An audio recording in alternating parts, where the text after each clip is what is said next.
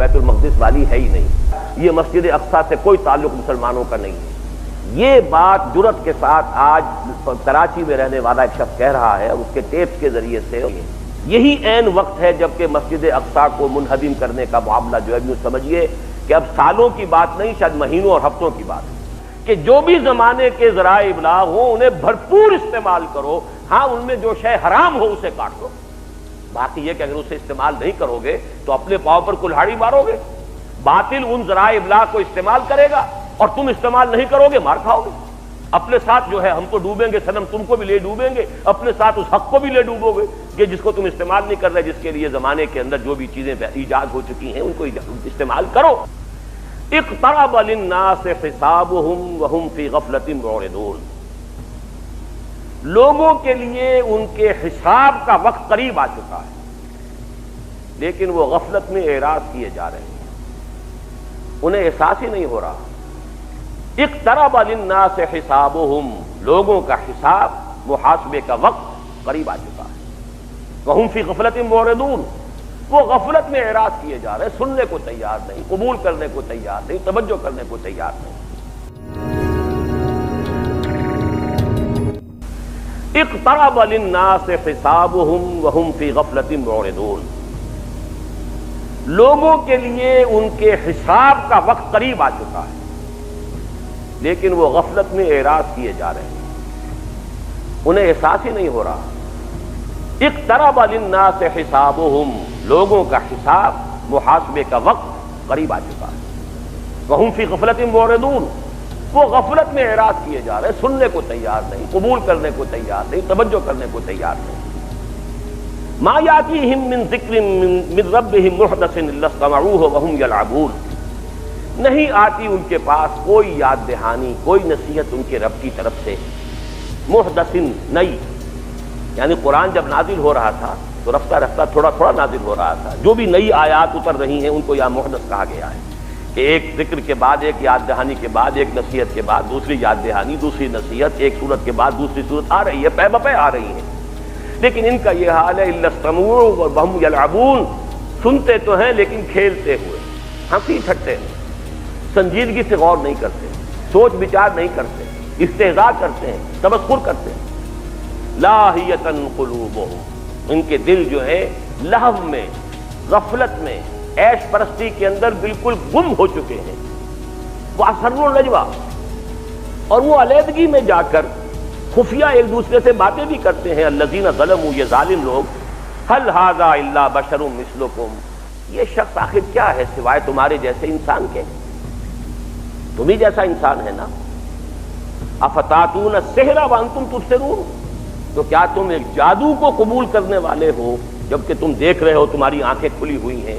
یہ ان کی آپس میں گفتگو ہوتی تھی، جیسے آج بھی آپ ویژولائز کر سکتے ہیں، اگر 4-6 دوست کہیں بیٹھے ہوں اور ان میں سے کوئی آپ ایک دو جو ہیں ان کا کسی دینی دعوت کی طرف میلان ہو جائے، ان کو رغبت ہو جائے، وہ اس دینی دعوت کی طرف متوجہ ہو گئے ہوں، دوسرے کیا، ابے میاں کہاں تم اپنا وقت ضائع کر رہے ہو، کس کے پیچھے لگ گئے ہو، تم نے کس کو اپنا لیڈر مان لیا ہے، کس کو تم نے اپنا قائد تسلیم کر لیا ہے، کیا ہو گیا ہے تمہیں۔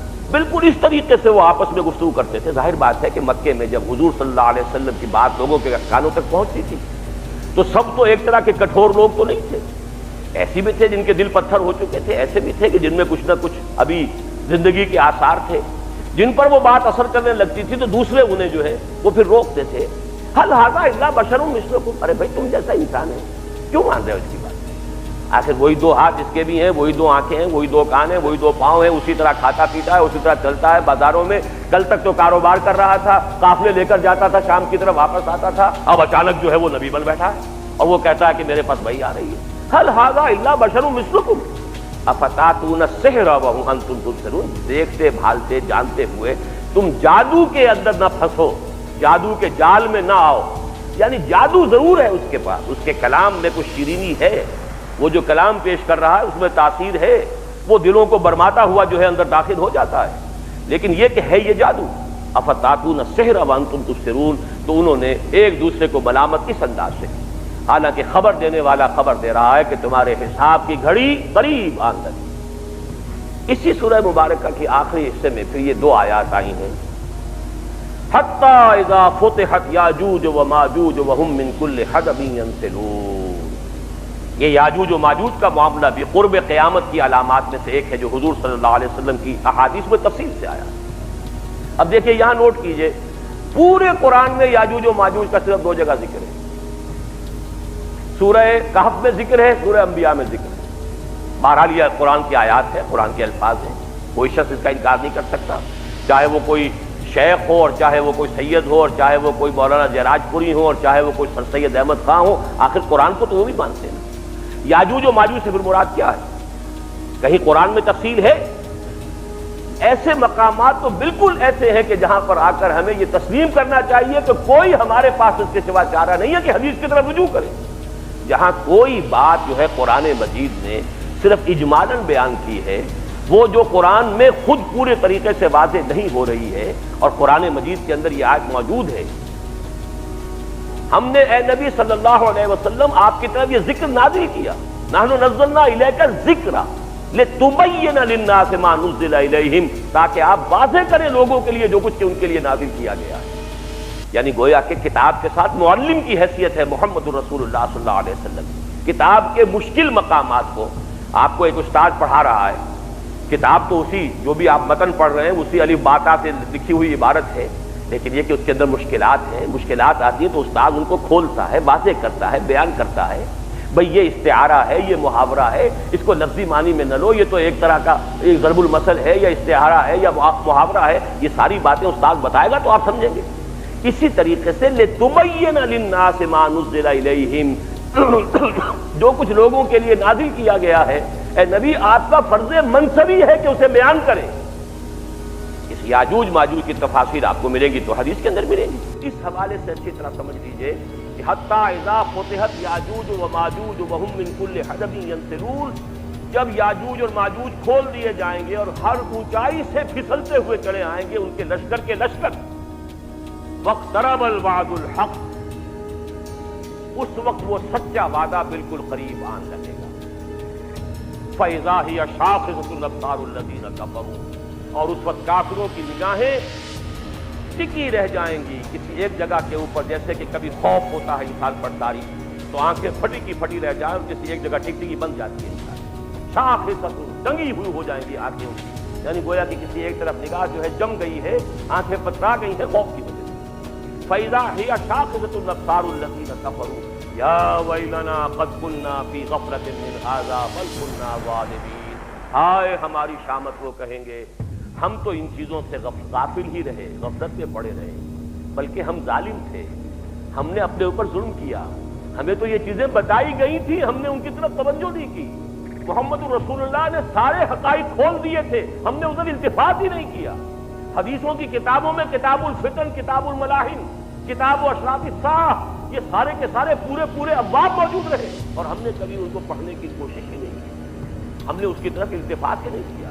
یا ویلنا قد کنا فی غفلۃ من ھذا بل کنا ظالمین، ہم نے اپنے اوپر خود اٹھایا ہے اور یہ آج ہماری شامت ہوئی ہے کہ وہ سارے کے سارے حالات بالکل ہماری نگاہوں کے سامنے آ گئے.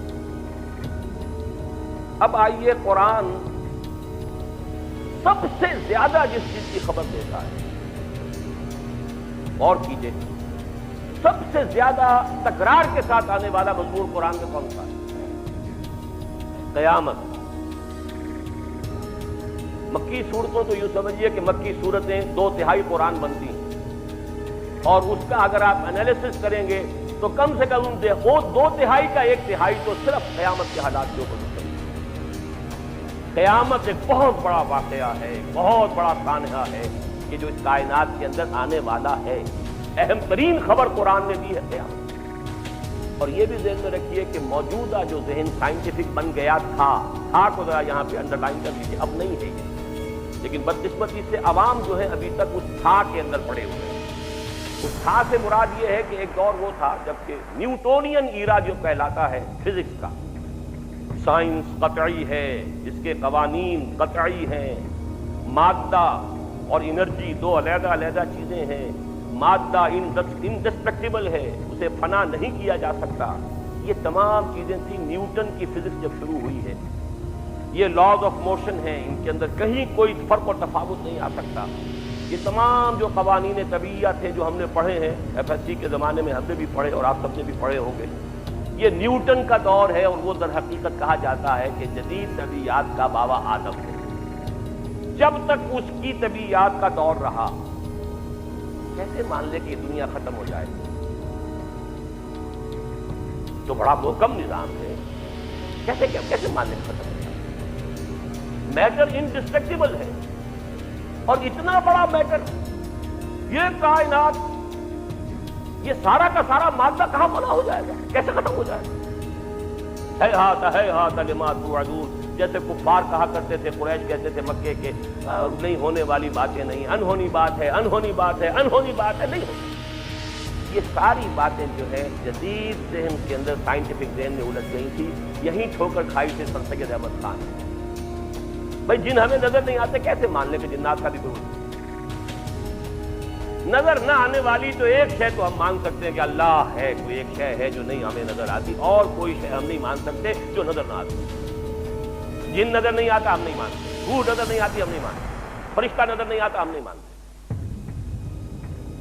یہ سارا اس نیوٹونین دور کی فزکس کا فساد ہے، اور عوام الناس آج بھی اسی ذہن کے، وہ تو جو اصل میں فزکس کے جو اصل طالب علم ہیں، جن کا یہ شعبہ ہے، وہ جانتے ہیں کہ وہ زمانہ ختم ہوا، نیوٹونین فزکس جو ہے اس کا جنازہ نکل چکا، یہ آئنسٹائن کا ایرا ہے، اب کوئی شے قطعی رہی نہیں، ہر شے ریلیٹو ہے، ہر شے اضافی ہے، کسی شے کے اندر ایبسولوٹ ہونے کا کوئی تصور ہی نہیں۔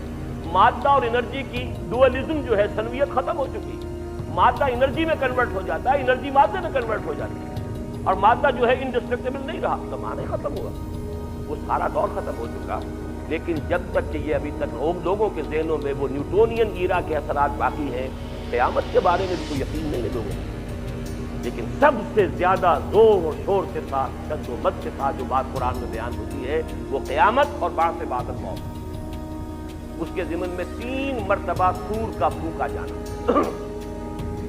پہلا نفخہ نفخہ فزع کہلاتا ہے، جب پہلی مرتبہ سور میں پھونکا جائے گا تو کوئی کھلبلی مچ جائے گی، فساد دنیا کے اندر، ہنگامے ہوں گے، گرے ایک دوسرے سے ٹکرائیں گے، جمع الشمس والقمر، چاند جو ہے سورج میں دھنس جائے گا، یہ سارے حادثے ہوں گے، پہاڑ روئی کے گالوں کی طرح چل رہے ہوں گے، ایک ہلچل جسے کہنا چاہیے، جس کو کہا گیا القارعہ القارعہ وما ادراک ما القارعہ یوم یکون الناس کالفراش المبثوث وتکون الجبال کالعہن المنفوش۔ یہ سارا نقشہ جو کھینچا گیا ہے، یہ ہے پہلا نفخہ سور۔ دوسرا نفخہ ہوگا وَنُفِخَ فِي الصُّورِ فَصَعِقَ مَن فِي السَّمَاوَاتِ وَمَن فِي الْأَرْضِ إِلَّا مَن شَاءَ اللَّهُ۔ اس کو مفسرین نے کہا نفخہ صعق۔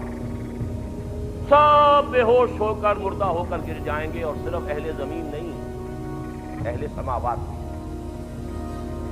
فرشتے بھی، سوائے ان کے جن کو اللہ چاہے۔ کوئی خاص استثناء ہوگا، فرشتوں میں سے بھی کوئی خاص ہوں گے کہ جن کو اللہ تعالیٰ یہ جو نفخہ صعق ہونے والا ہے اس میں محسوس کرے۔ وَنُفِخَ فِي الصُّورِ فَصَعِقَ مَن فِي السَّمَاوَاتِ وَمَن فِي الْأَرْضِ إِلَّا مَن شَاءَ اللَّهُ۔ تیسرا نفخہ ہے نفخہ ثالث، اس کو نفخہ بعث کہتے ہیں۔ وَنُفِخَ فِيهِ أُخْرَىٰ فَإِذَا هُمْ قِيَامٌ يَنظُرُونَ۔ یہ نفخہ بعث ہوگا، پھر جب تیسری مرتبہ سور میں پھونکا جائے گا تو سب کھڑے ہوں گے دیکھتے ہوئے، یہ سب دوبارہ زندہ ہو جائیں گے، پوری نوع انسانی جو ہے وہ قبروں سے نکل آئے گی۔ یہ 3 نفخوں کا ذکر قرآن مجید میں ہے، اور نبی اکرم صلی اللہ علیہ وسلم کی احادیث میں ان کی تفاصیل ہے۔ اب دیکھیے اس قیامت یا اس ساعہ، اس کو بھی ذرا نوٹ کر لیجیے، ہم ایک لفظ جو ہے غلط العام کے طور پر استعمال کرتے ہیں، قیامت۔ یہ بیان جو میں نے ابھی کیا ہے، اس میں پہلے مرحلے کو قیامت نہیں کہتے، ہاں ہم اردو میں اسے قیامت کہتے ہیں، عربی میں اور قرآن میں اسے الساعہ کہا ہے۔ قیامت کہتے ہیں تیسرے مرحلے کو جب لوگ کھڑے ہو جائیں، فَإِذَا هُمْ قِيَامٌ يَنظُرُونَ۔ یوم قیامت وہ ہے کہ جب بعث بعد الموت کے بعد پوری نوع انسانی کھڑی ہوگی، اور وہ ایک میدان میں حشر کر کے جمع کر لیے جائیں گے پروردگار کے سامنے محاسبے کے لیے، وہ یوم القیامہ ہے۔ قیامہ اسے کہتے ہیں، قامہ یقوم، کھڑا ہو۔ یوم القیامہ وہ ہے نفخہ ثالث کے بعد، جب کہ بعث بعد الموت ہوگا اور تمام نوع انسانی زندہ ہو کر اپنے رب کے حضور میدان حشر کی طرف دوڑتے ہوئے جائیں گے اور اپنے رب کے سامنے کھڑے ہوں گے۔ پہلا نفخہ جو ہے وہ نفخۃ الصاعقہ کہلاتا ہے۔ چنانچہ سورہ انبیاء کے فوراً بعد جو ہے قرآن مجید میں سورۃ الحج ہے، یا ایھا الناس اتقوا ربکم ان زلزلۃ الساعۃ شیء عظیم یوم ترونها تذهل كل مرضعة عما ارضعت وتضع كل ذات حمل حملها وترى الناس سكارى وما هم بسكارى ولكن عذاب الله شدید۔ اب یہ نقشہ جو کھینچا گیا ہے، میں ان تمام آیات کا صرف حوالہ دے رہا ہوں، ترجمہ نہیں کروں گا۔ زلزلۃ الساعہ، اس کو نوٹ کیجیے، الساعہ ہے وہ پہلا نفخہ، جبکہ ایک ہنگامہ ہوگا، زلزلہ ہوگا، پوری کائنات کے اندر جو ہے ایسے عظیم ٹکراؤ ہوں گے اور پہاڑ روئی کے گالوں کی طریقے سے اڑے پھریں گے، زمین میں نہ کوئی اونچائی رہے گی نہ نچائی رہے گی، یہ ٹوٹ ٹوٹ کر دکت الارض دکن دکم وجاء ربک والملک صفا صفا، اس کو کھلا ایک چٹیل میدان بنا دیا جائے گا، لا تری فیہا عوجا ولا امتا، نہ اس میں تم کہیں ٹیڑھ دیکھو گے نہ کہیں اونچائی دیکھو گے، ایک چٹیل میدان ہے اور اس میں پوری نوع انسانی جو ہے جمع ہوگی اللہ کے سامنے، وہ حاضر اقترب للناس حسابهم وهم فی غفلۃ معرضون۔ اب اس کی جو علامات بیان ہوئی ہیں احادیث میں، یہ قیامت کب آئے گی؟ پہلی بات تو نوٹ کر لیجئے کہ جہاں تک اس کے ایگزیکٹ ٹائم کا تعلق ہے، صراحت کے ساتھ صحیح احادیث میں، متفق علیہ احادیث میں حضور صلی اللہ علیہ وسلم نے واضح طور پر بتایا ہے قیامت کب آئے گی، اس کا ایگزیکٹ نالج، اس کا صحیح معین علم سوائے اللہ کے کسی کو نہیں، نہ جبرائیل کو ہے نہ محمد الرسول اللہ کو صلی اللہ علیہ وسلم۔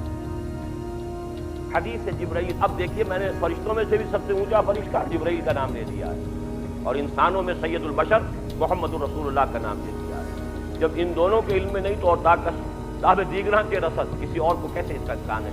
ایگزیکٹ ٹائم کا کوئی ان اللہ عندہ علم الساعہ، قیامت کا وقت جو ہے، قیامت کا وہ تو اللہ ہی کے پاس ہے اور کسی کے پاس نہیں۔ وَتَبَارَكَ الَّذِي لَهُ مُلْكُ السَّمَاوَاتِ وَالْأَرْضِ وَمَا بَيْنَهُمَا وَعِندَهُ عِلْمُ السَّاعَةِ، قیامت کا دن، قیامت کا الساعہ کا وقت جو ہے وہ صرف اسی کے ہے۔ پہلی بات تو یہ نوٹ کر لیجئے کہ احادیث کے ذخیرے میں حدیث جبرائیل کو وہی مقام حاصل ہے کہ جو قرآن مجید میں سورہ فاتحہ کا السنہ کہا گیا ہو، اور وہ حدیث بخاری میں بھی ہے، مسلم میں بھی ہے، تمام احادیث کے مجموعوں میں ہے، پھر متعدد صحابہ سے مروی ہے، حضرت عمر سے مروی ہے، حضرت عبداللہ ابن عمر سے مروی ہے، حضرت عبداللہ ابن عباس سے مروی ہے، حضرت ابو ہریرہ سے مروی ہے، حضرت عبداللہ ابن عباس سے مروی ہے رضی اللہ تعالی عنہم اجمعین۔ تو وہ حدیث جو سمجھیے کہ واقعتاً سند کے اعتبار سے قرآن کے بالکل قریب السنہ، اور اسی میں یہ ہے کہ جو سوالات حضرت جبرائیل نے حضور سے کیے تھے، 3 سوالوں کا آپ نے جواب دیا۔ اخبرنی عن الاسلام، آپ نے جواب دیا۔ اخبرنی عن الاحسان، ایمان، آپ نے جواب دیا۔ اخبرنی عن الاحسان، آپ نے جواب دیا۔ اس کے بعد انہوں نے سوال کیا چوتھا، اخبرنی عن الساعہ، قال ما المسئول عنها بعالم من السائل، حضور نے فرمایا صاف صاف کہ جس سے جو پوچھنے والا ہے، جس سے پوچھا جا رہا ہے، وہ بھی اس سے زیادہ واقف نہیں ہے جتنا کہ وہ خود۔